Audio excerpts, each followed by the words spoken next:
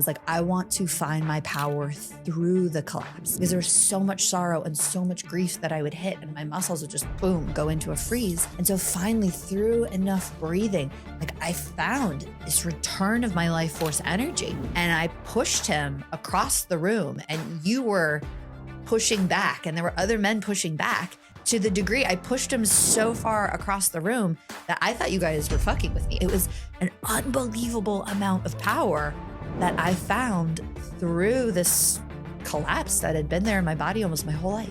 The heart of this work is getting less and less resistance to what is happening. So eventually we're very transparent with no resistance. And where there is resistance, where there is contraction, it's great because you can map it in your system and go, hang on, what's happening here? Why do I feel resistant? Welcome to this tantric life. I'm so excited to take you deep into an experience that has been profound for me over this past year, working with a teacher, Tom, in a retreat experience called Sapience. And I'm going to take you into some of these processes that feel otherworldly. I threw him and 3 other grown-ass ripped men across a room and into a wall consensually 4 times, like found a level of inner strength that I was able to lift him up off the floor with 3 men pushing back and push him all the way into a wall several times. Like I found a core level of strength that is indescribable.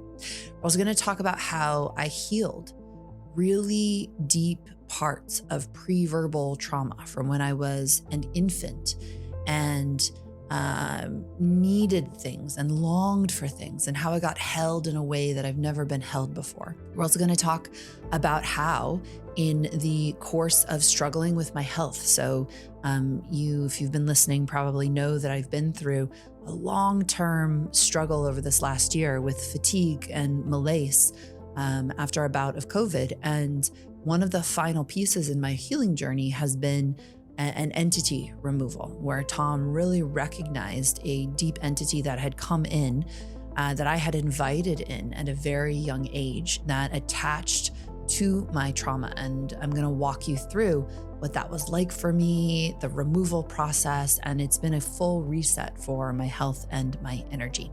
So Tom is a remarkable facilitator. I consider him to be one of the most integral and powerful male leaders and teachers on the planet right now in the way that he facilitates. He doesn't come from an academic or highly intellectual background. He comes from the school of life, his own processing of his trauma and his abusive childhood. He's dealt with addictions and depression. And through this discovery of meeting with others, of this direct relational way of being, something called a meeting, and through a process called a pulse, he has healed and integrated himself back to full aliveness. And so one of the reasons I'm so excited to bring you into this process is for you to understand the power of relational healing, what it can do for you, what this process is, and how it can serve you. We'll talk in this podcast about how you can use some of what he's seen in his lifetime's work to come more alive, to be more connected to the people in your life, to be more authentic in yourself. And I will also share with you so much about how I have learned about how to heal in direct, authentic, real relating with one another. It has really been one of the final pieces for me of healing deep PTSD from my childhood. And it's allowed me to remove last pieces of alienation and loneliness from within myself and to be able to blossom in a whole new way. So I'm very, very excited to invite you in on this journey with us, to partake of this conversation so you can utilize this profound technology for yourself. So welcome, Tom. Hi. I'm so excited to be here with you to get to speak to this incredible work that you do and that you hold space for, and also to some of these really rich experiences that we've had together in the space of Sapience. Well, thank you for having me. It's great to be here. So one thing that is very common with your work is that people say, holy shit, like I've never experienced anything like this before. And it's so mind blowingly transformative. And I also don't know how to describe it. Hmm.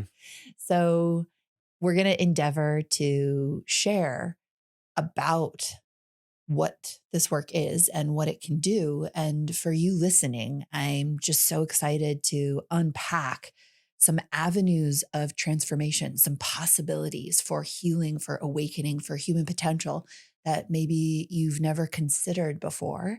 And that for me are the cutting edge of how humans can heal, transform, and awaken.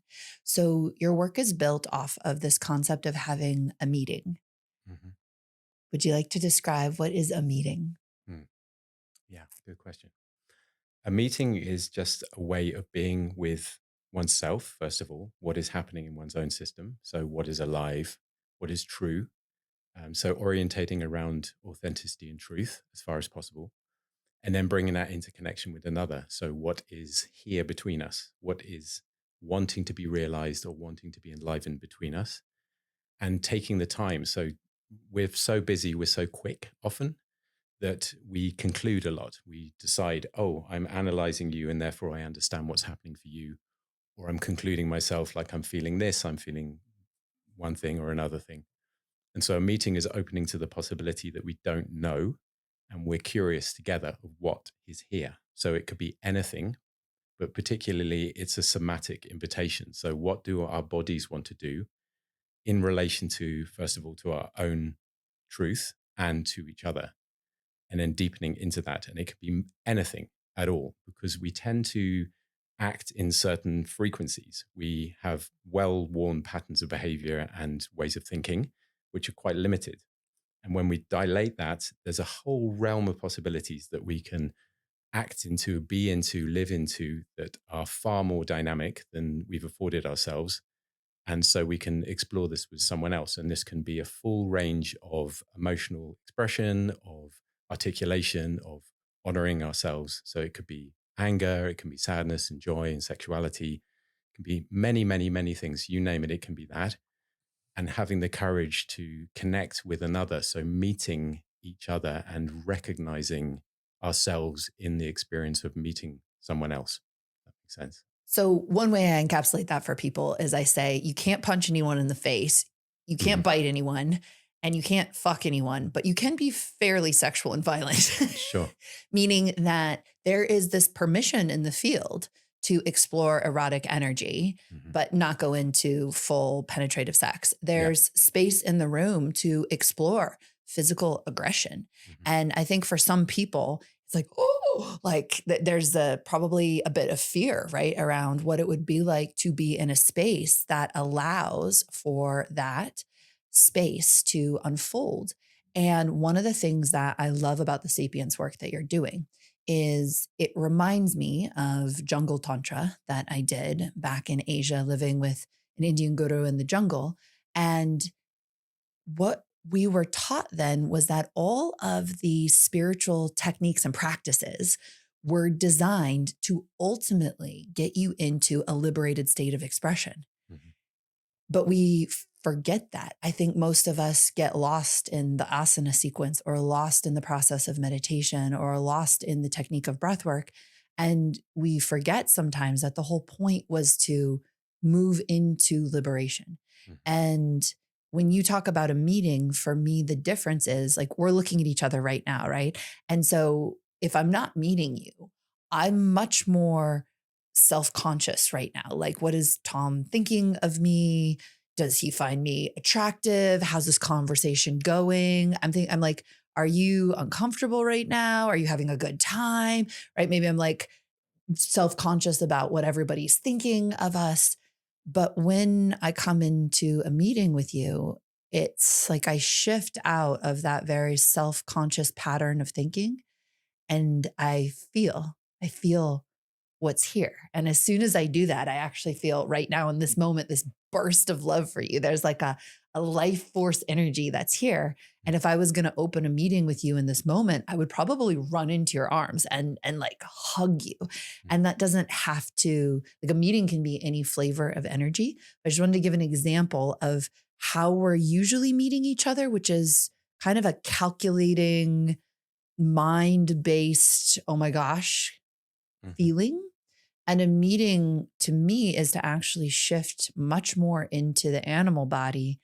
And we are actually animals, right? We are creatures who are protective and aggressive and violent sometimes, and definitely erotic and definitely playful. And so for a lot of us, I think there's this, what could happen? And what's so brave about your work is that's exactly what you want people to understand is what can happen when you open into that. Mhm. Yeah, it's really exploring the not knowing. So the huge possibility and potential that you are. And again, we tend to operate in a very safe space, in a safe zone where we have an understanding of ourselves, where we feel competent, where we feel mature. And as we start to move towards an edge in that, it by its nature becomes more and more edgy. And so there's parts of us that we suppress, parts of us we don't honor, parts of us we don't share with other people because it feels too dangerous, too vulnerable, too difficult. And those things tend to come up in intimacy, in our intimate relationships. Those things will come up because you can't hide that or manage that or edit that indefinitely. So the more we're in contact with someone, the more that's exposed to a degree. And the invitation in this work is, hey, let's be human. This is a human experience. We all have these facets. We all have these elements. We all have aggression. We all have suppression. We all have um, a longing to be seen, and also grief. And we tend to hold that to ourselves. And in a way, it's a gift. We need to give this in order for it to be felt and realized and alchemized. And as far as I'm aware through my work, my experience is that when we meet that, when we bring that into connection with someone else, it's a huge up level for ourselves, for each other, for a relationship, and for humanity in general. Is we get rid of the resistance that we hold. So often we have a pressure inside of our body that's not equal to what's happening in the ambience around us. For an example, if I'm angry, if I'm holding a lot of anger, and I know this because for a long time I was holding a huge amount of anger in my body related to my father, my upbringing, and so forth, and it had no place to go. So I felt in myself that this is wrong, this isn't a good expression. And when it did come out, it was always met with resistance or with dissonance or whatever it was. And so I held that in my body, and the lens through which I saw the world was increasingly more defensive and more aggressive. So the world appeared to be massively hostile towards me. And I was just going through life like that. I didn't even realize to a degree that that was happening because I didn't know what to do with that energy. As soon as I could express that, specifically to bring it into connection with someone and demonstratize myself, like it's okay. This is an okay energy. It's just energy. When it's channeled through a bunch of story and a bunch of contraction and wounding, then it has a destructive element. But ultimately, it's just energy. When I can express that and it can be met and I feel received in that, it's massively transformative Mm. and was for me. And then suddenly the world appeared different. It Mm. wasn't hostile anymore. I wasn't looking through this thick lens. I was clearer. So at the heart of this work is getting less and less resistance to what is happening. So eventually we're very transparent with no resistance. Mm. And where there is resistance, where there is contraction, it's great because you can map it in your system and go, hang on, what's happening here? Why do I feel resistant? Why do I feel withdrawn a little bit or a little bit back or extended, like I need to prove something or I need to kind of defend myself? And so you can track that and use it as a way of mapping what's happening and as a way of kind of working on things, Mm. working through things. Mm. All right, we're going to pause for just a moment and I'm going to invite you to join my email list. You might be like, email, but honestly, email is where I share my deepest teachings, my most personal stories, and my most outrageously good content. It's also where you can stay connected to all of the podcasts that I release and my programs where you can train more deeply with me. So if you want to join, head over to laylamartin.com and sign up with your best email address. So for those of you listening to this podcast right now, you're very familiar with something I've said over and over again, which is you can only heal certain things in relationship. And we often say this in the context of romantic partnership, but it's actually true, period. there's so many things that you can only heal in relationship. And right now, to me in the West, we've way emphasized solo practice, solo meditation, solo breath work, solo plant medicine journeys. And even in many ways, most therapeutic practices, even though, yes, you've got a therapist or a coach or a teacher there, they're holding this space for you to be able to connect to yourself in a fairly solo way. And what I've seen over the years of working with people and working inside of myself is that actually allows us to hide a huge amount of trauma, pain, expression that goes unfelt and unexpressed because it's only activated in the presence of someone who will meet us there, not just observe us, not just reflect on us, but actually meet us there. Mhm. And so, one of the reasons why this work really speaks to my tantric soul, if you will, is because there's an invitation to be relational in all aspects of your being and to actually express and play out these things inside of yourself with somebody else. And there's a power to it. And I think so many of us are alienated. I know I had huge amounts of relational PTSD that were still inside of me way after I could, be very functional in the world and be in reasonably healthy relationships. I was still terrified deep down inside of some of these expressions of myself, some of my anger, some of my sorrow, some of my neediness, some of my empty grief. And to be met in those spaces, actually have someone grieve with me or rage with me organically, not because they have to, not because they've been given a script, but because that is the most true thing for them to do in the moment, Mhm. it heals something in a way that's hard to describe, but it heals pieces that, in my opinion, never get healed just from trying to do the solo work.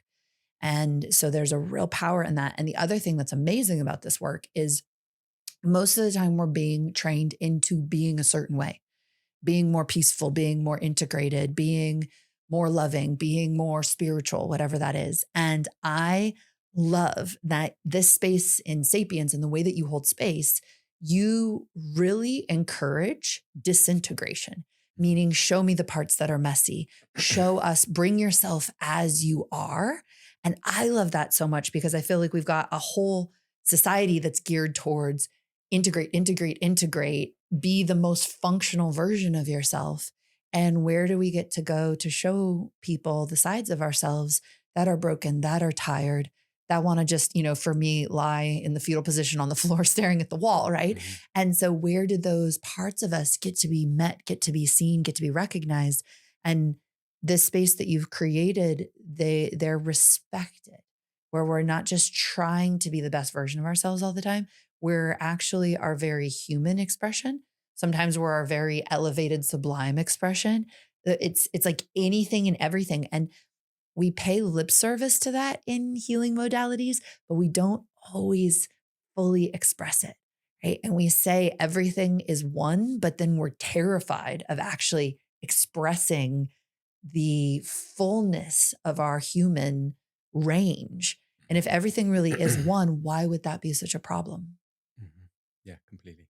Yeah. So we can quite easily get into various traps. One is being very well curated Mhm. as a human being. So this idea of optimizing our humanity can be to the detriment of everything that's actually unrealized. So Mm. that we have like a very well, beautiful yacht that's on quite a turbulent ocean. Like we can shelter there, but ultimately something will come along, an adverse wave, weather condition or something, you can get knocked flat. So in this work, you can, what I've observed is you can get very spiritually realized, but your foundation is very thin, very narrow. And in that case, you need to hold a lot of boundaries and possibilities around yourself in order to manage that. So a lot of people are in a kind of managerial position to a degree, and they need a lot of morning practice, and they need certain conditions. They need to be around a lot of people who are in agreement with them, because adversity is the enemy to a degree, because it requires a certain showing up and it requires a certain deeper look into what's happening. And it's quite an easy trap to fall into. So for me, it's actually getting to the root of something and establishing like the whole self, like what is there, as opposed to this kind of selectively edited, curated way of showing up or presenting ourselves, which to a degree, the more I know you, the more I'll be let into the more like full expression of who you are. Mm. And at the same time, there are realms within ourselves that we don't even know of.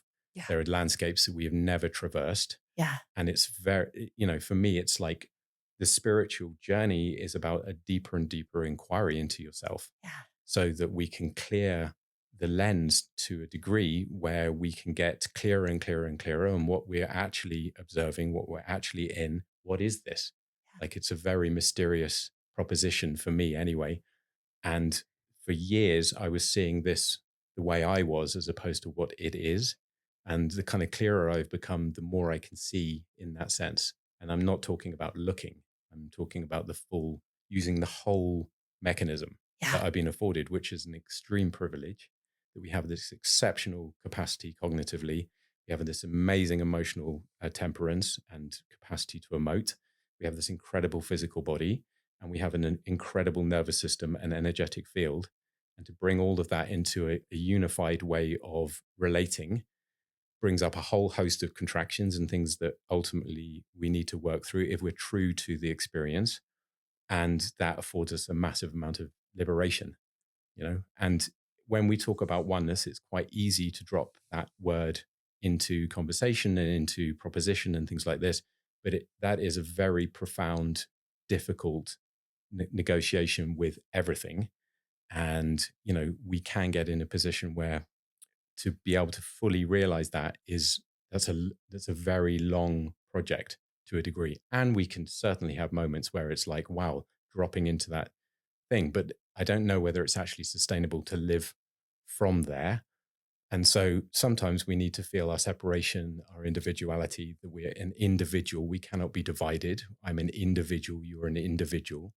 And the way that the possibility between us is immense. There's such an immense possibility Mm. between us, Mm. which we can realize through connection. Mm. Yeah. So let's talk about some of our specific experiences. I'd love to talk about some things that I explored, realized, learned inside of the space. And I think it'd be helpful for those of you listening to hear just a touch of the framework that you use to understand some of the experience in the space, which is spiral dynamics, Mhm. created by someone, but articulated more fully by Ken Wilber, who is the original. Yeah, the original person was a person called Claire Graves. Okay, cool. Yeah. Claire Grace. And so I'm just going to you articulate it with more depth and nuance when you actually do Sapience, but I'll articulate it in a very succinct way, just so people can get a taste of understanding of how it's used. And so if I could summarize spiral dynamics, it's that we have these various developmental stages. And oftentimes we think that once we're done with a developmental stage, that's it. We're done with being a child. We're done with being a baby. We're done with being a teenaged boy. But what really happens is that we transcend that state. We grow beyond it. And in a fully realized, fully healthy being, you include it. You include aspects of that expression. But what's happened is a lot of us have had painful, traumatizing, contracting experiences in these developmental stages. And so that saps our life force energy, our bandwidth, our capacity to meet the moment. And it also means that we're very, very blocked in meeting others, because it's like, if I'm very uncomfortable in being held or being seen or being playful or in my anger and my sadness, I'm going to be very uncomfortable truly connecting with you. So, and when people aren't open to all these different stages, I think it perpetuates a deep sense of human loneliness. I can't really actually reach you in these parts. And there's many different colors, many different stages, but the ones I just want to share with so people get an understanding that I'll talk a little bit about my experience in are beige, which it's reductionist, but that's basically your in utero and infant pre-verbal experiences. Purple, which is inner child as you're moving from being an infant into being playful, exploring and connecting with the world, toys, other people, realizing your parents are beings. And then red, which is a stage of this is me, this is mine, but often has a lot of the identity pieces, which can include boundaries, standing for yourself or not, and has a lot to do with like, this is my personal power in the world. I know that it's more nuanced than that, but I think people just getting a taste of that. And the idea ultimately in the work that you do is that when you move through all the stages and heal them, you can fluidly tap into all these different stages. There's far more than the beige, purple, and red, and get to a state of turquoise, which is to meet others in that, and coral, which is to, I believe, be in that oneness consciousness through any human experience. And so what we're doing in the Sapience space is healing and expanding and realizing and tasting what it is to be fully human and fully alive. But also ultimately there's this vision of humans being so liberated and free and whole in themselves that they can relate from all these different places. It's a multifaceted relating. And what's really cool to me is humans are psychedelic. So you don't work with any kind of medicine. It's a very sober space, and yet feels trippy, right? Because we actually are psychedelic by nature. And so it's like, as soon as we start to remove just a little bit of this human control, all of a sudden it's like, whoa, right? It feels like the best parts of being on LSD, but totally sober. And I experienced that as well doing jungle tantra, just how psychedelic our nervous systems are actually meant to be, which is why plant medicine even works, because we have the hardware inside of our brains to be able to receive psychedelic input, and we can do that naturally. It's not like our brains were made just for plants. Our brains were actually made to experience these states with or without plants. Yeah. And this is the beautiful thing about disintegration, is it's also a way of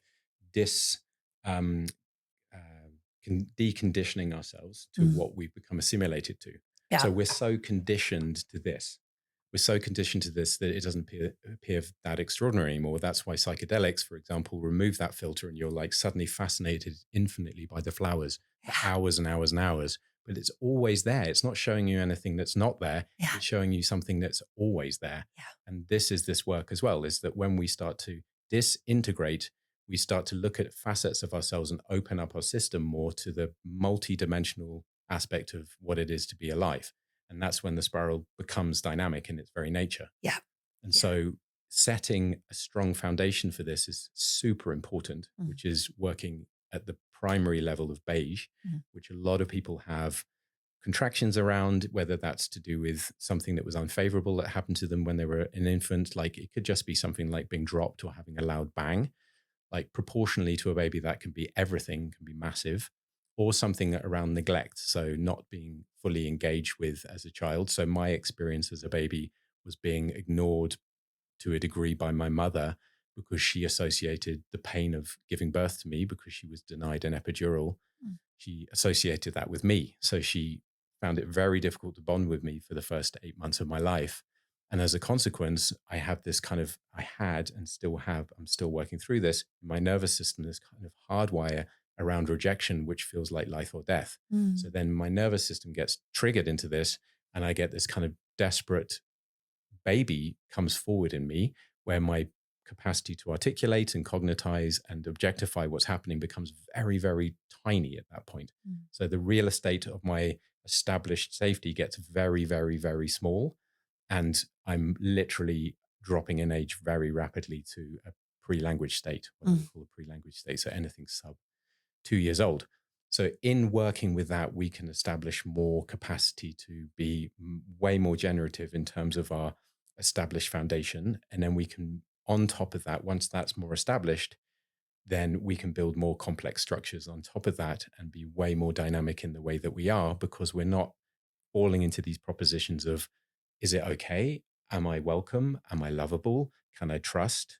Am I enough? Am I safe? So these kind of base propositions that we can hold very much in our nervous system, but often fuck with our minds a lot, that can come from this kind of state, this kind of pre-language state. Let's take a little pause from the podcast, and I'm going to tell you about my signature 1-year program. This is the VITA Sex, Love, and Relationship Coaching Certification, and it is for you if you have dreamed of giving your gifts as a sex, love, and or relationship coach with a holistic and spiritual lens. This program starts as a personal deep dive, allowing you to transform your own experience of sex, love, and relating. coaching. It then trains you in a profound methodology that allows you to become a confident and masterful coach.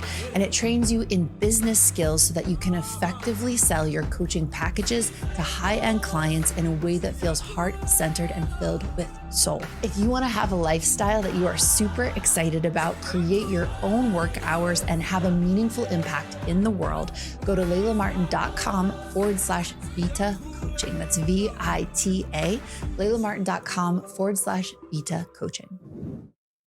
That's been a big one for me to fully realize, is how much your pre-language programming goes unnoticed because it's not verbal and it just becomes the day-to-day experience of your own nervous system. And because you don't get to visit anybody else's nervous system, you can't be like, oh shit, like this is contracted, or this has this like background of anxiety, or this has this stress in here. But you can talk to other people. So you can be like, oh, that person's more loving to themselves than I am, right? You can compare your emotions and your thoughts to other people. But we often assume that what's going on in our somatic imprinting, especially on the deepest levels, is just how life is how life feels. Really? And that is very beigey in many ways. So my experience with beige is I can be very high functioning through no matter what I'm feeling or doing. And this is a gift that I'm very grateful. I think, I would rather be able to be high functioning through feeling like shit than completely non-functional.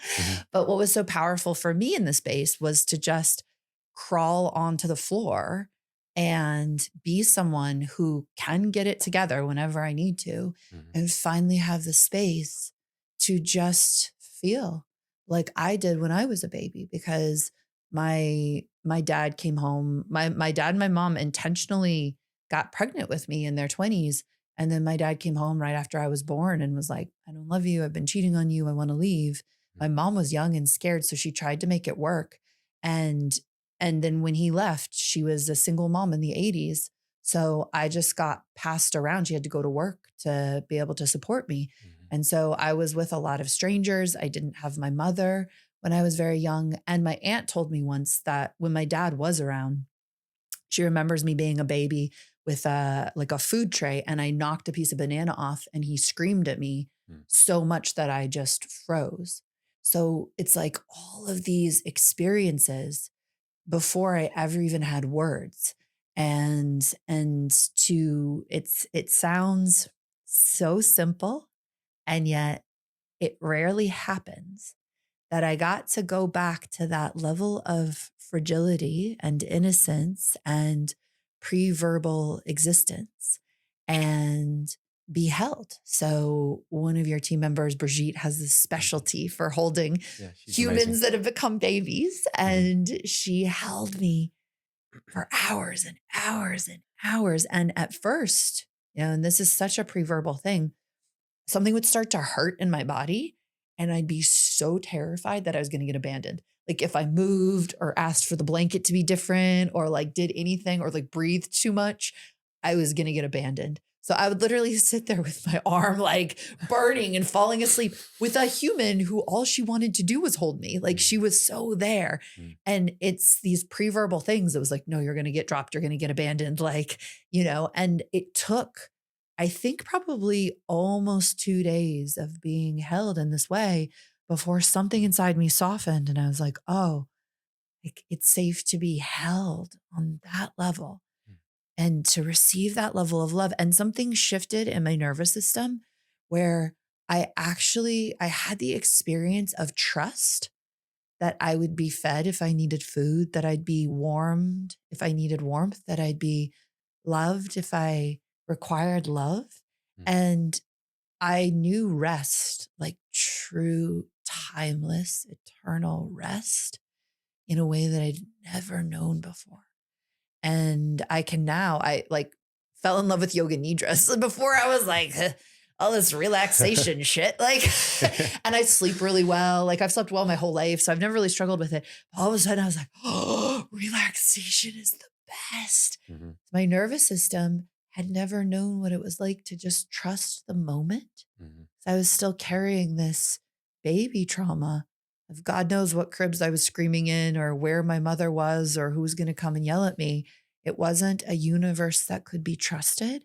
And in being held in that way, something pre-verbal. It wasn't like my mind was like, oh, we can trust now. Something in my body was like, oh, Mhm. like you can trust. And to me, trust and safety don't exist in the past and they don't exist in the future. They exist in this moment. Mhm. My nervous system realized you can feel safe and you can trust in this moment when you are taken care of. So simple, but like life changing. Mhm.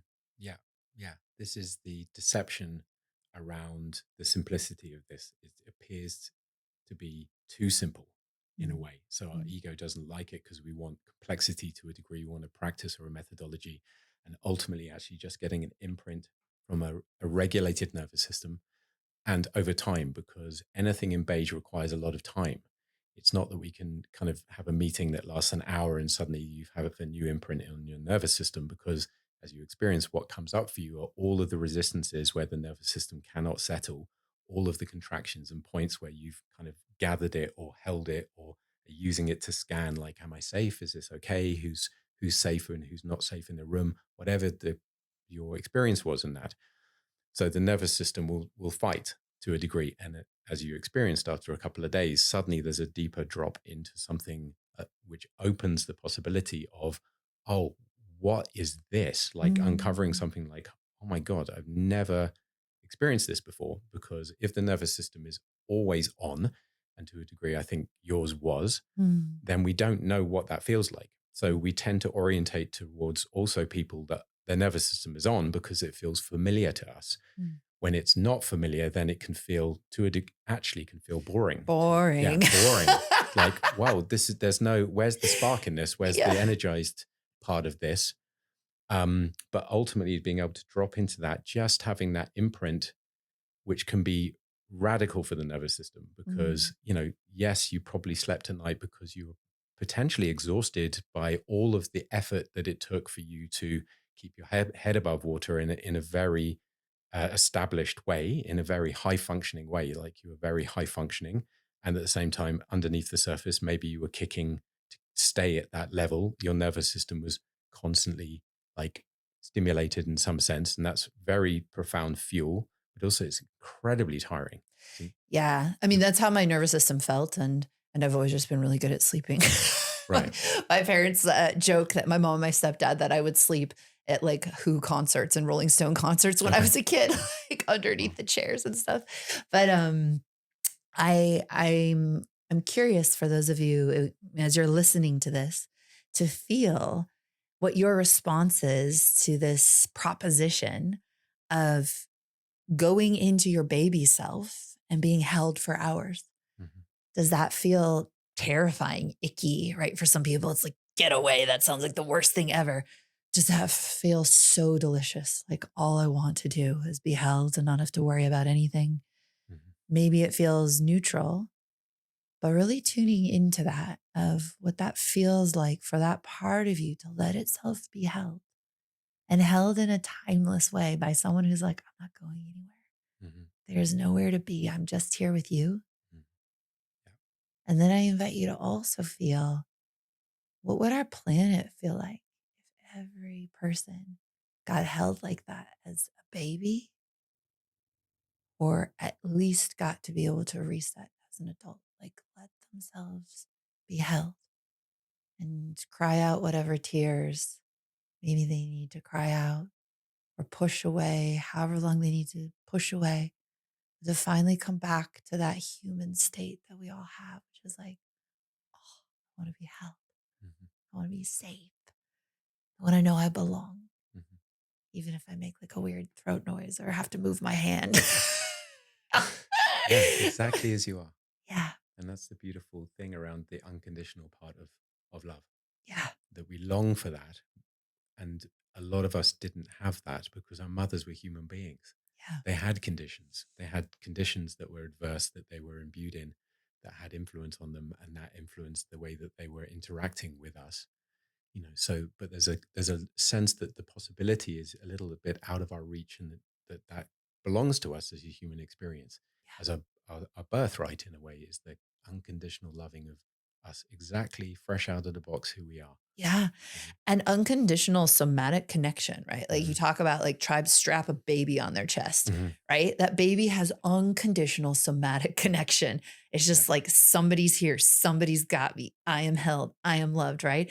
And that does so much for a nervous system. Yeah. And what's so powerful is we can re-imprint that, allow our nervous systems to taste that again.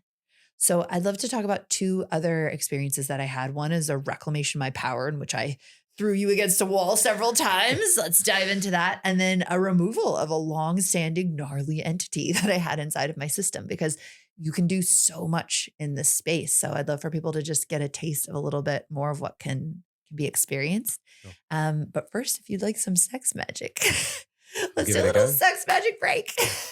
Great. These are outrageously well designed. So this is Sex Magic. It's my supplement. You take it 15 to 20 minutes before sex. You can also just take it to feel amazing. Okay. And it's made with huperzine A, which is an aphrodisiac moss. It has shilajit in it, ginseng, ginger, mucuna pruriens, which is a dopaminergic, makes you feel more pleasure. It's a really cool. Sistanche, which is actually a flower that's an aphrodisiac. Okay. Yeah. Amazing. Well, thank you. Yeah, you're Cheers. welcome. Cheers.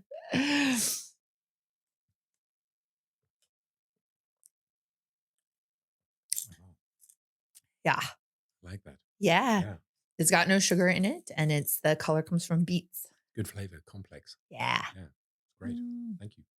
I feel like I'm getting better at chugging Sex Magic, because before I used to take a few sips and be like, okay, I'll put it down. And I'm like, we got to go for it. Down it in one. Is that the practice?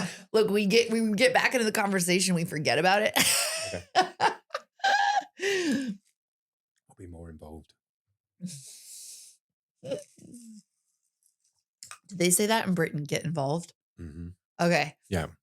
Because Bob Axar always saying that as an Australian phrase. Okay. And I really like that phrase. It's like, get involved. Get involved. Yeah. Yeah, exactly. Yeah. I never really fully realized what it means, but I think it's fairly self-explanatory. There's not a more advanced meaning than just like get involved, right? Yeah. Look at hidden, cultural. It's very English not to be involved. Got it. Okay. Observing, a little bit back. Yeah. Yeah. Well, that's why I was surprised, because it didn't feel like a cultural rallying cry for Britain to tell people to get involved.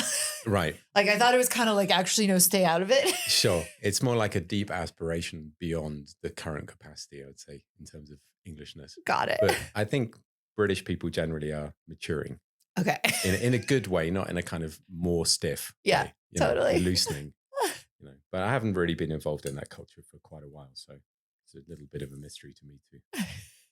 Well, because I can have that capacity of just hanging back or, being a little bit shy. So I actually, now it's like I'll get to a party or event or something, and it's a little like dusting your hands and being like, all right, get it, like go get involved. Because once you've had 10 minutes of being involved, you're you're on the ride. Right. Yeah. It's the first 10 minutes. Yeah.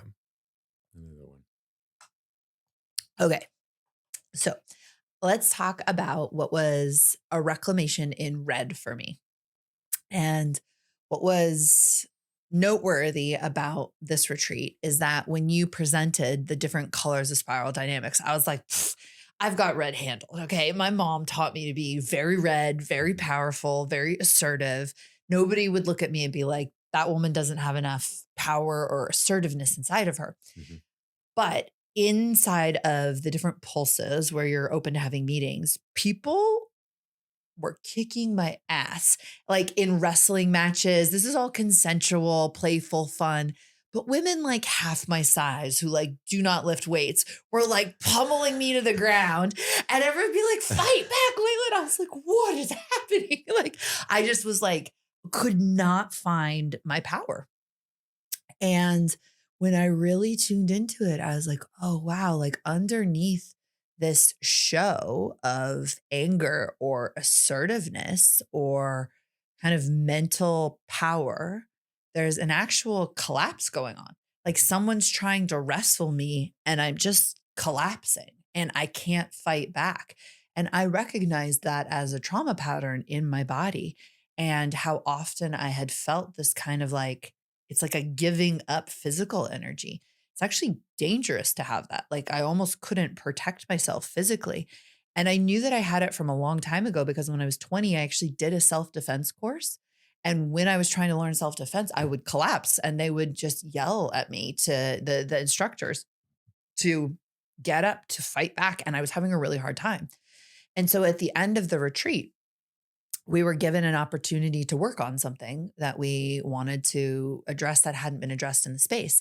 And what was fascinating about that was there was this very handsome British man. Maybe I think it's fine. There's nothing sensitive in this at all. Mhm. They're a very handsome British man in our course. And at some point during the retreat, you're supposed to express withholds.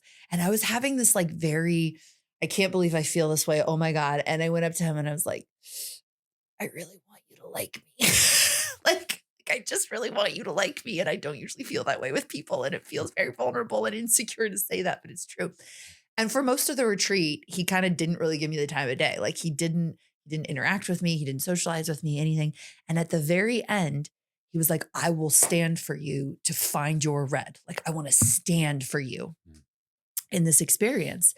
And you stood for me and like all, not all the men, but a number of men from that retreat stood up and they were like, I want to stand for you as you find your power. And so I told this man who was in the front at the time, I said, look, I don't want to override my collapse because I could see myself just like overriding that collapse and like going for it. And I was like, I want to find my power through the collapse. And so I was holding on to his hands and he was looking into my eyes and you were there and there were other men there holding the space and really supporting me. And he said, he was like, I'm not going anywhere. I will stay here with you as long as it takes. And I kept crying and sobbing and going into this collapse. And he was kind of still pushing on me, pushing on my body. And I was trying to find my power. And it was really like wild how much this body that has so much power, that has so much athleticism, was just like giving in. Like I almost couldn't push back because there was so much sorrow and so much grief that I would hit, and my muscles would just boom, go into a freeze. And so finally, through enough breathing, like I found this return of my life force energy. And I pushed him across the room, and you were pushing back and there were other men pushing back Mhm. to the degree I pushed him so far across the room that I thought you guys were fucking with me. I was like, wait, are you like, I was like, did you just put soft things under your shoes so you'd slide along the floor like that? It was wow. And then you were like, you, Tom, were like, do you want to do this with me? Like, I will push back against you. And I was like, yes. And I lifted you up and threw you across the room into the wall, basically, with other men pushing back against you. It was an unbelievable amount of power that I found through this collapse that had been there in my body almost my whole life. Mhm. Yeah, amazing. Yeah, it was extraordinary. And the suppression of that power, the expression is proportional. So the suppression was very large to a degree. And I think in my experience anyway, it was embedded in the baby state where your impetus was to collapse into that state. And the gravitational pull of that was really, really strong. But because you had already established a strong foundation of getting met there, that was possible for you actually to get launch into your power in a deeper sense. So actually breathing much more deeply into the kind of unrealized power. So the power that you've been very effectively working with was also taking a lot of your energy as well, because it was, you're kind of running on empty to a degree, but doing it very high functioning. And so witnessing you and watching and experiencing you in that way was amazing, amazing. Mm. And that the flourishing of that power, when it comes, we need to feel that in a way, because we've held it down for so long. It's not that this is how we should live, expressing ourselves in that way. But if there has been a suppression and a compression of power, then the expression of that where it's met is very important, Mm. because we get to realize it and we get to equalize it as well, which is the other thing about the meeting. I'm not holding space for your power. I'm meeting your fucking power, Mm. which is like recognizing it and bringing my power in connection to your power so that we can be empowered together, Mm. which was the part where like I've worked a lot in my anger, and I'm still a work in progress in that, in terms of fully realizing my power. And the degree to which I've worked through that, which has been with many, many people in many, many ways, I can bring that into connection with you. And at that point, that level of drop into power, you just lifted me off my feet. I mean, my feet were at least a couple of feet off the ground, and I had two big men behind me, and you were just pushing. And with this kind of like this intensity in your face, and then the doubt went in of like, you guys, what's going on? Like, this seems completely unreal. Like, how is this being engineered? So that there was this little doubt that came in. I was like, do it again. Like, do it again and just feel it. And so, yeah, the connection, I'll never forget the connection in your eyes, because there's a very, very profound, sincere, full forward expression of, there's a blossoming in the soul, as it were. Everything becomes enlivened. Yeah. So the degree to which you hadn't really been fully in your power in your body, suddenly it's blossoming and it's there. The intensity of that is incredible to witness and to be part of. Yeah. Yeah. Thank you. Yeah. And for those of you who can't see this on video, like Tom is not a small man. So I was like, holy shit. Like I'm literally pushing this many grown men like up and across a room. Mhm. It's like when you hear stories of women being able to lift cars when their children are in trouble, it was that level of power. And I remember you looked at me and said, like, now you know what's really inside of you. Yeah. Like I'll always have this. Yeah, and that's so important. It's like, well, why would we do that? Well, it's so important to realize that, to know that in ourselves, because the power, when we hide it away and we push it down, we suppress it and we put it into the shadows of our being, it can become this kind of force that feels monstrous. You know, and when it does come out, when it comes out and it's pressurized because it's coming out through a contraction or it's coming out through a trigger or whatever it is, then normally it feels unfavorable because it creates disarray. You know, and so generally there's a rule of thumb, and this is not always the case, but generally the age at which your power was shut down is the age with which you can express it as an adult. So that if, for example, I was shut down a lot in my 5, 6 years of age by my father, telling me to obey, to be good, to don't show up like that, don't be against me, you know. And so I just locked my power, I locked my anger, and I shut it down, and I figured out other ways to relate to him. And as a consequence, my adult expression in that way is like a 5 or 6 year old. So my capacity to objectify, to articulate myself is very, very compromised. And so working with that, dilating that, and maturing that, because if we had matured our anger all the way through our teenage, and it was met continuously, we would have a very different way of articulating our power, which wouldn't be about taking someone down. It wouldn't be about being threatened or being like triggered into a highly defensive, compromised position. It would be a generative sense of power, which is something that we can give away.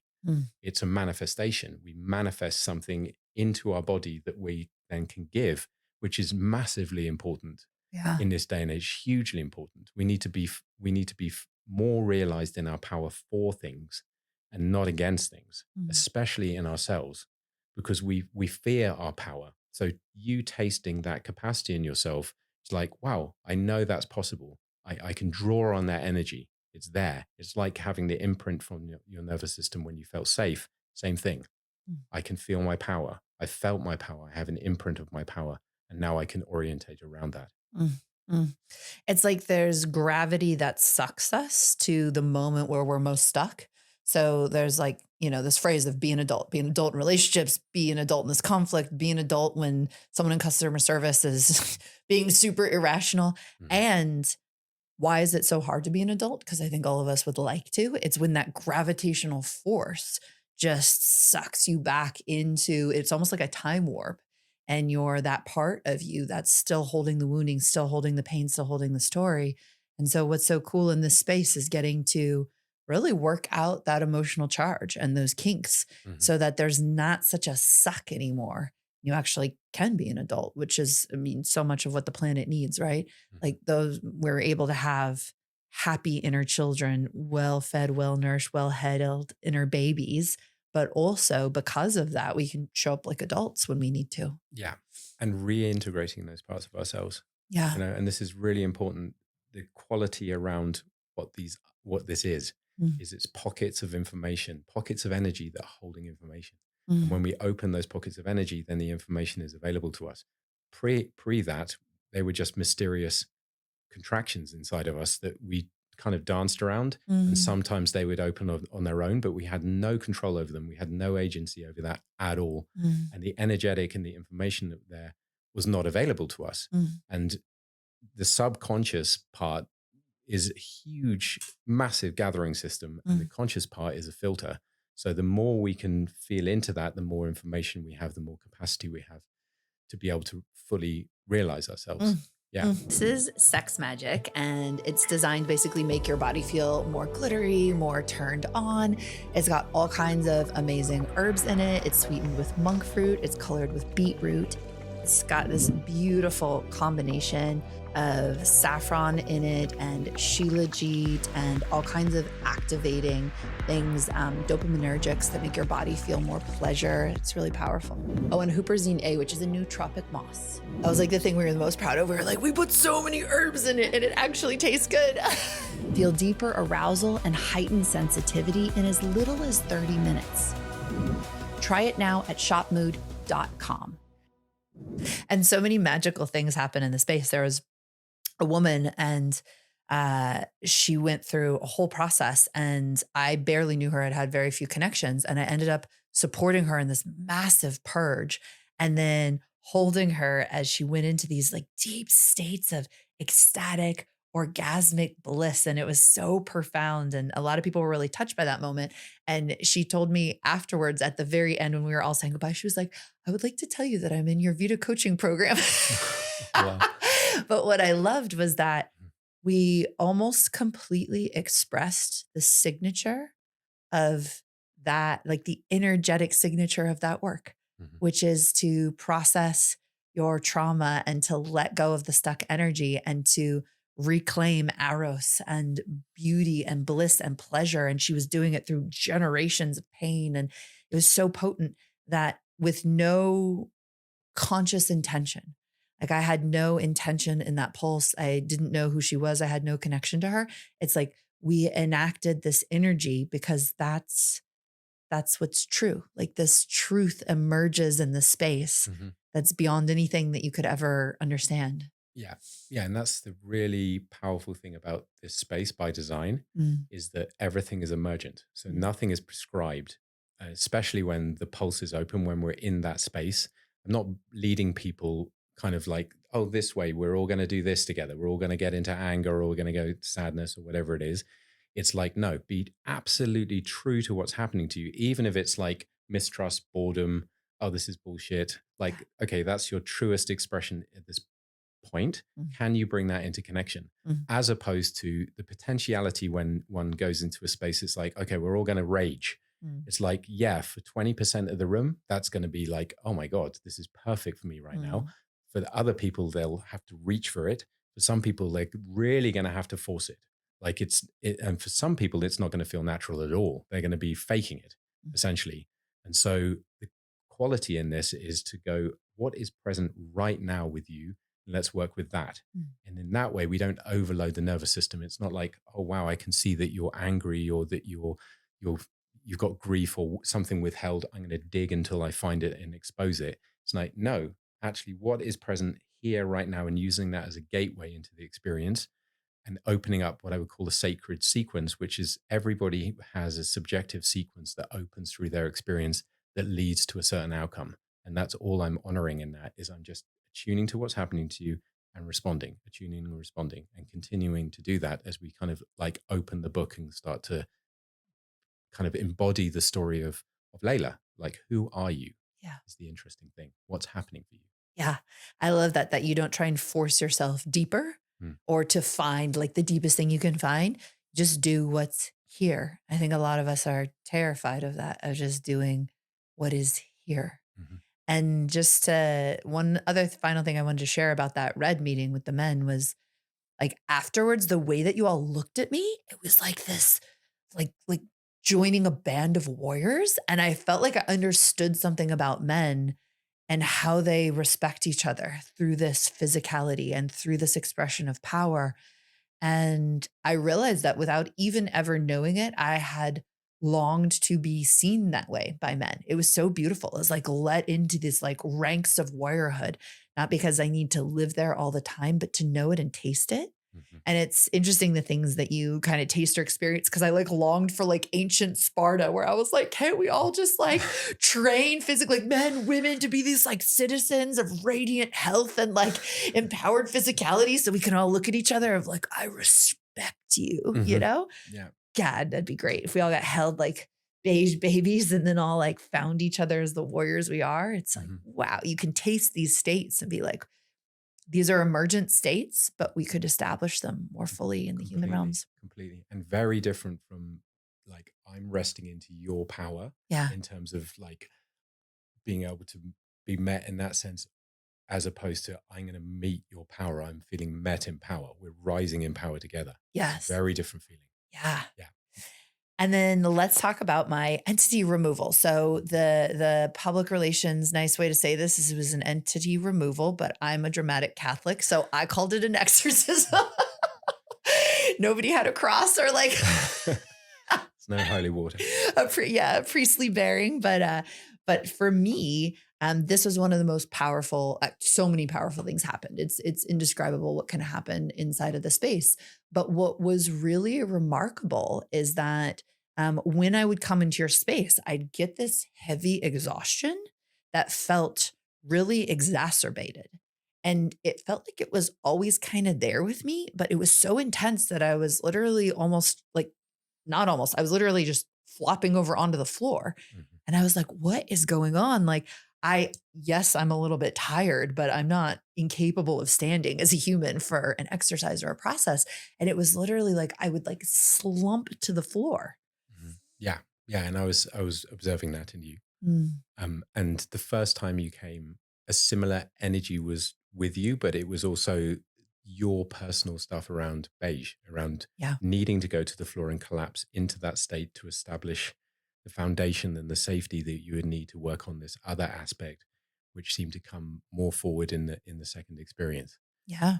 And witnessing that, you know, one has to be careful around how one frames it. You have your absolutely hold your sense making this, Yes. and that one can call it an energy. And we as a team work with those energies in Yeah. Sapience. And so witnessing there was an energy that was part of your experience that was taking energy from you. So there was something there that was drawing energy from you, that required a collapse in order to have that nourishment. Yeah. And I was witnessing that and just kind of tracking that as you went into the week. Yeah. Yeah. And you invited me, I mean, in a masterful way, right? You said, I don't want to tell you what your experience is. I can tell you what I see if you are open to that. And I want you to only track with what feels true to you, Mhm. right? In such a beautiful invitational way. And what had happened is in the course of being as sick as I was, there were a few people, actually, Emily Fletcher, who has long called quite a few things in my life and who came to one of these retreats. She was like, wait, 6 months ago, I was like, when I was really struggling with fatigue and malaise and all that, she was like, do you think you have an entity? And I was like, no. And she was like, are you sure? And I was like, no, no, no. I was like, I don't believe in that. And like entities are just a word for, you know, parts of ourselves that we disconnected from so much and maybe they distorted or anything like that. And prior to coming to this particular retreat, I'd had a shamanic person that I really trust also say, like, I feel like I'm seeing this thing in you. And so when you brought it up, I was like, yes, actually, there is something inside of me that I am tracking. And while I have been sick and exhausted in a very particular way over the last 9 months, there's a quality to the drain of energy that has been with me pretty much my entire life. And so you invited me to investigate it further. And what I found very deep inside of me was from those very early, profound traumatic experiences and sexually traumatic experiences that I had called in an entity to take some of my life force energy to chronically disempower me energetically so that I felt safer. Mhm. Because in an environment where I was experiencing that level of abuse and that level of pain and that level of trauma, It did not feel safe to be a fully expressed being, a Mhm. fully energized, a fully empowered being. And so, what I found in the sense making in me, right? You didn't come and tell me any of this. Like, Mhm. you pointed, you gave me a direction to look in. And then I discovered all of this. And in that, I really saw how much terror and fear I had been in when I was young of being the fullest expression of me. And then this entity became such a deep part of my trauma body and my trauma patterning that sucked energy. And I had always assumed it was just part of my trauma because when I'd get really into my trauma, I'd get really, really, really tired. And Mhm. that's somewhat normal. But I started to feel this additional layer to it, like an additional layer of no, there is something else that's sucking my energy. And it's fascinating because it's such a big part of shamanic traditions, religious traditions, right? To recognize when there are these entities. And sometimes I do now believe that they are parts of you that get disconnected from or rejected parts of you. And it actually is a part of your anger, or it is a part of your grief, or it is this or that, or it's a part of your ancestral line, right? That's Mhm. still coming down through you. For me, this particular entity did not feel like me. It actually felt like no, this was a different being that actually became attached to me, and I asked for this. Like Mhm. I invited this, Mhm. and it was a very, very, very powerful moment because you asked me to embody the entity, and I fully like spit on you and tried to bite you, like, Mhm. and it was, you're not supposed to bite anyone in Sapience. And also when someone is in their lifetime entity expressions, you know, what there's only so much that one can control their experience. Mhm. And what was so powerful is I released a lot of that energy. And there was a part of me that was still holding on. And you actually said there's a part that you're still holding on to. And really like look at where that holding is coming from. And I became the part of my little girl that had originally made that pact. And it was so heartbreaking to actually become her and feel that she had been so lonely in her grief and her trauma and her pain. And that being was the only thing that she knew. And it was so humbling to feel even how much work I've done and how much trauma healing and how much self love that there was still this part of my inner little girl who had been through such hell. She was still so disconnected from me. Mhm. And I I said to her, I was like, I can't make you let go. And if you want to keep holding on, you can. But what I can show you is what's available to you now if you want to let go. And I Mhm. actually showed her Babak and Emily and Regina and you and members of the team and my life and people who love me. And I was like, this is what's here for you if you want to let go. And she felt it and she saw it and she saw what was possible and she let go. And that was the last piece of letting Mhm. the entity Mhm. release. Yeah, it was so beautiful. It was a very special moment. And do you remember what I said to you? I whispered in your ear to the little girl, to your little one, you have to let go now. You have to let go of your friend. Yeah. Yeah. And then I felt it move, and Yeah. moved through me. So I get that imprint forever in my body, in the realization of you as well, and to Yeah. be part of that too. You Yeah. know, yeah.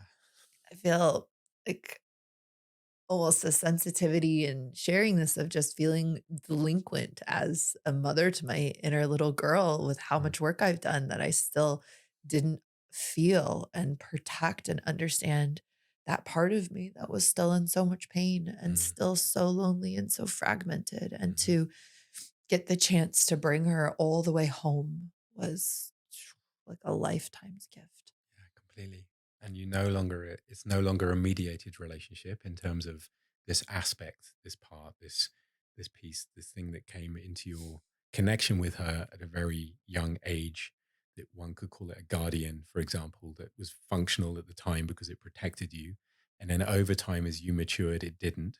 And so it becomes to a degree dysfunctional, but also it's mediating your relationship with that part of yourself, Yeah. and so you couldn't reach her through it because you weren't, that was kind of like a wall in some sense, or a heavily mediated relationship. now that's gone, you can rebuild that relationship with her, Yeah. and take your time in doing that, because there are lots of beautiful possibilities within that that need and require that trust to be re-established with her in that respect. So it's like a fresh start in so many ways, and not to have this drain on your system Yeah. that you have been ill for the last 2 years on and off in ways that have been super challenging for you. And as you said, you've recognized there's been a deeper experience that has been there for most of your life, where you have been required to use a lot of energy, and you've done extraordinary stuff with the amount of energy available to you.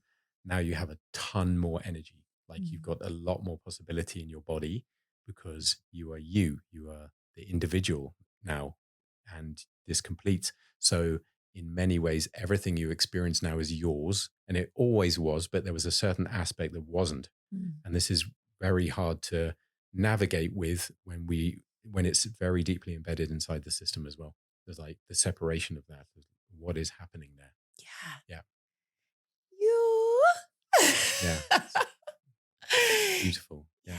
If you want the most outrageously orgasmic pussy, if you want to have the most exquisite and luscious sexual experiences of your entire life, the most effective tool for this is called the crystal egg. This is a crystal that you pop up your pussy, and essentially you do a type of yoga with it, meaning you learn different breathwork practices, different strength building exercises, and different ways to use your sexual energy that enhance sensitivity, pleasure, and your sexual magnetism. This is my absolute favorite practice. It transformed my sexuality, and I'm so excited to share it with you. I teach it in a program called Crystal Pleasure. This is a 6-week-long training that gives you everything you need to know about this amazing tool so that you can have the most exquisite sexual experiences. You can sign up for this program by heading over to laylamartin.com/crystal pleasure. You're a guy, and you want to be able to separate orgasm and ejaculation. If you want to be able to last as long as you desire, if you want to be multi-orgasmic, but more than anything else, you want to know that you are a masterful lover who can give extraordinary sexual pleasure and gifts to your beloved, then I have created a 6-week training called Men's Sexual Mastery. And this training will take you through beginner, intermediate, and advanced sexual practices so that you can learn all of the foundational skills like breath work, sexual meditations, pelvic floor exercises that will enable you to have all of these sexual skills, and also train you in the presence and emotional healing to be able to be an extraordinary lover of deep power and deep connection. If you are interested in joining this program, you can head on over to laylamartin.com/men's sexual mastery. Yeah. And one of the things about this Sapience space, right, is that it's like a sober ayahuasca ceremony. Mhm. Like, you can't go into a ceremony and say, I'm going to get this, this, and this out of it. Like, you will get your ass kicked. Mhm. You go in with an open heart and mind, and yes, maybe an intention, right? I would love for this thing to be resolved or this thing to be addressed. Mhm. But you show up and almost anything can happen. And I think for, those of you listening, you might be like, wow, like the only time I've ever even touched anything like that is usually in plant medicine space, or I've never touched anything like that.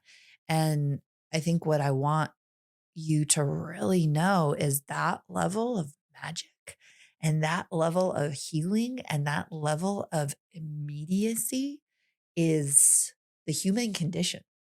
Like, we don't have to become like cosmic star children to touch this universe of magic. It's right there. Mhm. And it's not even buried that deep. No, it's not. And this is our human experience. Is Yeah. it's a deeply human thing, and to be human is very complicated. It's a complex proposition. It's not a simple one, Mm. and to be a connected human being, and also to be like an expansive proposition in our humanity as well, where we're continuously growing and we're continuously leaning into the edge of what we don't know, and just kind of attuning to that and feeling that is this empowered space where we're not shutting down in any way. We're not galvanizing around what we know. We're opening to the fact we don't know, Yeah. and realizing that it through our whole system is very, very powerful, Yeah. very powerful. And so having a space where we can do that together where we're not ingesting anything, which is extremely empowering as well, because it's like, wow, what's happening here? Like, I'm not intaking anything into my body, and we're doing it in connection with other people. It's always available to you all the time. It's Yeah. just that we're not seeing it. And it's simple and it sits right in front of us. It's so obvious when you touch it. It's like, oh, of course, this is the thing I didn't know that I needed. Yeah. And I really need it. Like this way of connecting, this way of articulating, this way of being with other people, and it's not in some way a way of living with other people, but it's a way we can touch in and touch out. Like we can titrate in and out of these kind of more open experiences and use it as a language and a means to communicate with people where we can meet people, as opposed to kind of like negotiating through dialogue or through dissonance or whatever it is. We can drop into deeper and deeper layers of like, what is happening for you? Like what's happening in your body right now? Yeah. And the deeper inquiry of that. And that we're often not our biological age as well. All of these different keys open up these beautiful portals of potentiality when it comes to relating. Yeah, Yeah. Human relating is the oldest and newest psychedelic. It's, yeah. completely. And we're all still figuring it out. I mean, exponentially, our capacity to manifest and technology is extraordinary, Mm. but our capacity did not sync up with our emotionality and our interpersonal relating capacity. It didn't sync up with that because we're still having the same arguments that we would have had back in the day, 2, 3, 4,000 years ago. Yeah. So this is really key work, I think, in terms of human evolution and consciousness work, awareness work, is this part around how do we relate to each other so we're not in this game around combativeness or competition. We're for each other, and that we get less and less resistant to what the possibility of opening and opening and opening into a more realized humanity. Yeah. Yes. Yeah, Yes. Yes. whatever that looks like. Yes. And one of the reasons why I just honor the space that you've created so deeply is, I really have witnessed and trust your integrity as a facilitator. It's been beautiful how transparent you are about what's going on for you and how much you trust the space and really surrender in a very powerful way to what is true that is emerging in the space. It's absolutely incredible. And it's, once I'll speak for myself, like once I tasted this a long time ago in my deep jungle tantric practices. So I've always carried it with me as a signature of truth. And I've been really re anchored into it and re reminded of it in our work together, which is this feels like an advanced workshop, right? Like I brought a bunch of my friends and they were like, holy shit, this is a really advanced workshop. And I'm like, isn't it funny that just meeting each other Hmm. is like the most advanced thing that we can think of to do Hmm. because it's kind of the scariest. Hmm. And there is this thing inside of spirituality, which is like, yeah, like, you know, yes, how many times have you vomited into a bucket or how many advanced mantras can you do or how many hours a day do you meditate? But can you be true to yourself moment to moment?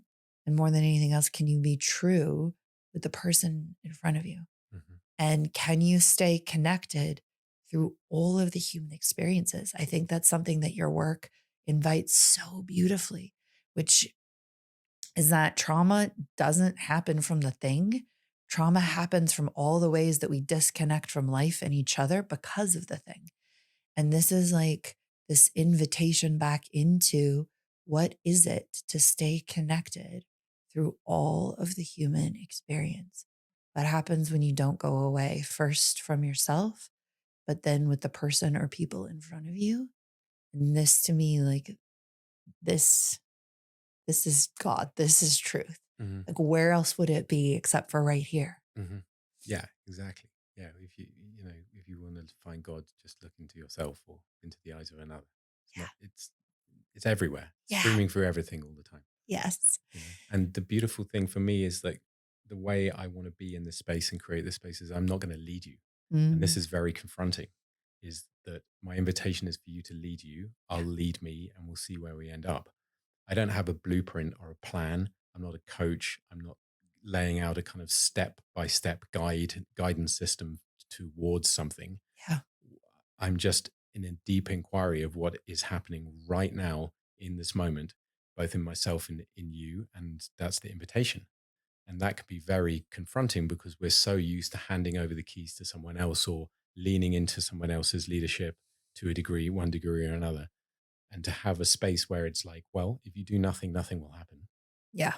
but you can do pretty much anything and then anything can happen. Yeah. Yeah. Yeah. The phrase I use for this in our work is anything can be the portal.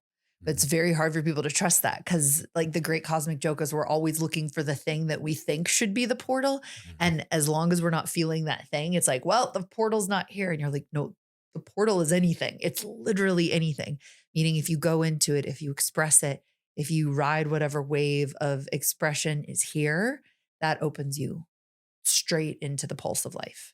Yeah, absolutely. You are the portal, Yes. and that can be hard to see Yeah. because we're looking out and we're witnessing this. We have a very profound articulation of what this is, Yeah. but our introception, we have very little words. Yeah. We're not fully articulate in the way that we describe our interior landscape, let alone express it. And I'm not just talking about verbal expression, but in the way that we articulate it for our body and our energetic and all of this kind of stuff. We're very learning. We're in the first stages of learning of how to match that in order to be able to reduce the resistance of what is inside and what is outside Yeah. so that we can be clearer and clearer and conduits for the divine, conduits for each other, for humanity.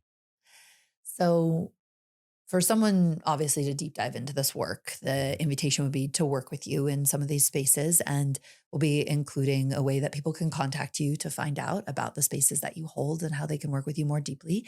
I'm curious as we start to wrap this up for someone listening right now who wants to taste more of this expression, more of this connection, more of this human capacity before they even get to a retreat, Mhm. what are maybe three things that you've seen in holding these spaces, little guideposts or things? I know the whole point of the work is to not have a tool or a technique Mhm. or anything like that, but three things that people could understand, lean into, even try that could give them just a little bit more of this capacity to connect, this capacity to feel what's really within them. Sure.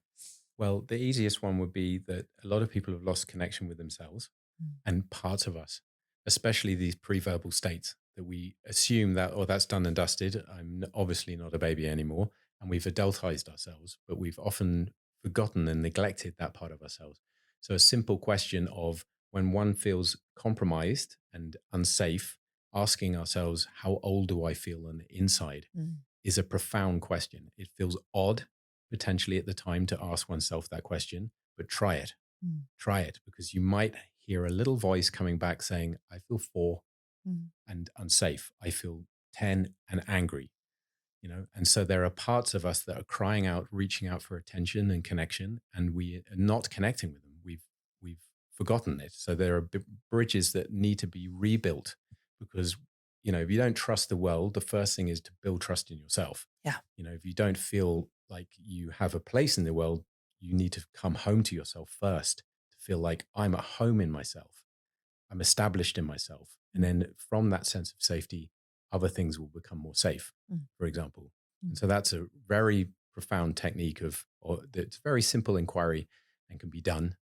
And then also, if you're feeling like, oh, wow, I'm feeling very young, just honoring that in yourself and Mm. not trying to override it with just grow up, I need to get on and do things. If you have the space to be able to do so, see if you can be with that part of yourself for an extended period of time and see what wants to emerge. Maybe it's playful, maybe it's uncertain, maybe there's a young part that needs to be held, and one can hold oneself as well. Ideally, to have somebody else who can be with you in that so that you can co-regulate with somebody else, but actually requiring the system to be able to self-regulate is a really powerful option as well. And just to move energy, like this thing around anger or frustration is just low-level anger. It's Mm. just like a hum of anger and one can feel frustrated if the conditions are correct and you're okay and everything is good and there's no one's going to get hurt, nothing's going to get harmed, this is the safest way, is just to build that energy in your body, dance, move, see if you can express, emote, make sound, because your body wants to express. It really does. And if you suppress that and compress that into your body, then your nervous system will just be like, it's going to be frying your nervous system to a degree. So either move towards something or move away from something, depending on the outside stimulation or condition, and seeing what wants to breathe, what wants to live, what wants to be realized in oneself. Yeah. It's all about like, oh, I want to go off-piste.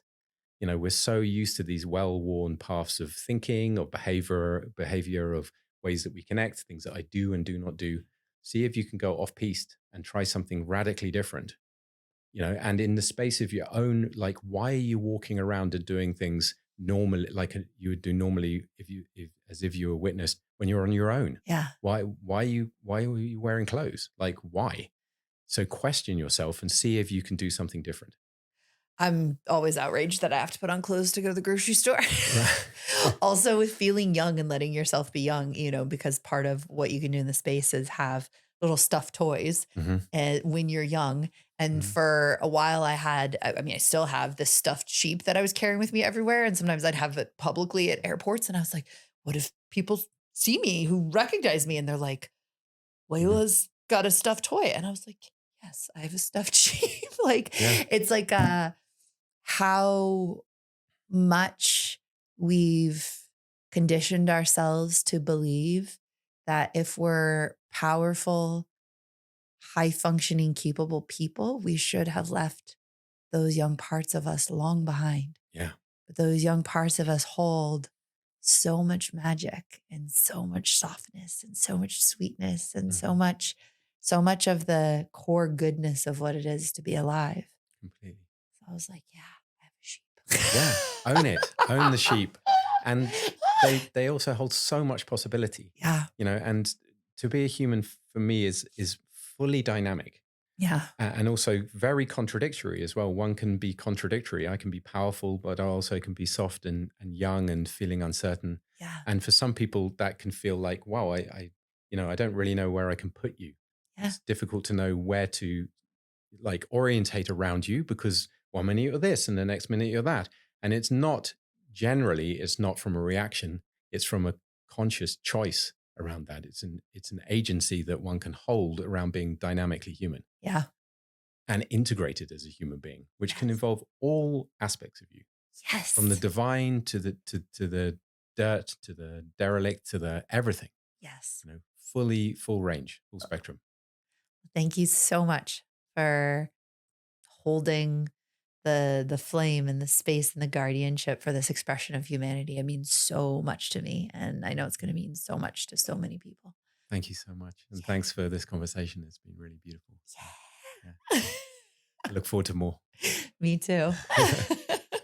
Thank you for listening to this Tantric Life. I am Layla Martin. This is the home for the realist conversations about sex, spirituality, polarity, conscious relationships, and all kinds of topics that help us live the absolute most incredible lives.